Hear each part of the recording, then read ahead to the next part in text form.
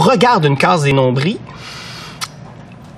ils veulent à ce point être généreux avec le public qu'il n'est pas rare de voir en arrière-plan des cases, donc en arrière-plan de l'action, une deuxième action, souvent loufoque. Il y a plein de clins d'œil au détour des cases.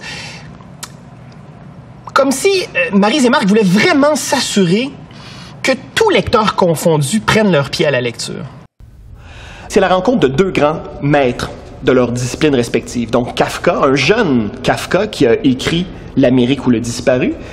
Et il faut savoir que c'est le jeune Réal Godbout du début des années 70 qui, la première fois, a eu le désir de réaliser cette adaptation. Un autre grand point en faveur des nombris et de Maryse et de Marc, c'est qu'ils ont réussi à greffer toute une galerie de personnages secondaires qui permet de donner une densité à Jenny, à Karine, à Vicky.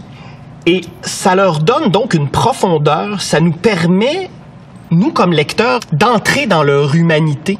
Ce qui arrive en fait, c'est qu'on enrichit l'univers, on élargit la distribution, et ça nous permet donc d'aborder de nouvelles thématiques, de creuser des sillons.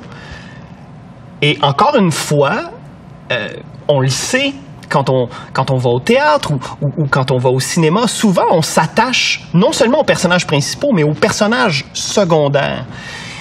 Et dans le cas des nombris, ce qui est formidable, c'est qu'à chaque nouvel album, les auteurs réussissent à camper toujours un peu plus leur univers en nous offrant un nouveau personnage, un nouveau lieu.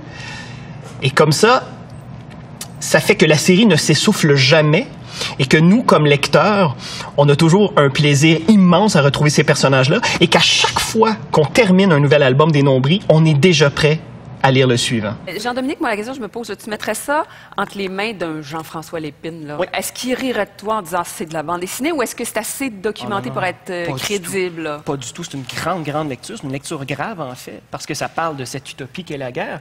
Et même si ça se passe en 86 en Afghanistan, on se rend compte que 22 ans plus tard, les gens vivent encore... Le même genre de situation. Et oui, sauf que là, c'est plus l'URSS qui est en guerre avec l'Afghanistan, c'est les États-Unis. Mais pour que ça fasse la bonne bande dessinée, est-ce qu'il y a quand même une espèce d'aventure qui se bâtit là-dedans? Tout à fait. C'est vraiment un récit.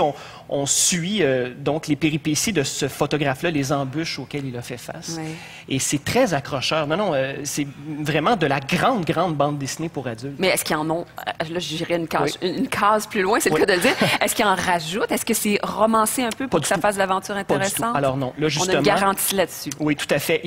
Donc, il a que porté la voix de Didier Lefebvre. Sans faire d'effet, sans tomber dans le pathos. Non, il a vraiment fait un travail d'approche, un peu comme un metteur en scène au théâtre qui porte la parole d'un auteur et qui l'éclaire et qui la met en forme. Alors,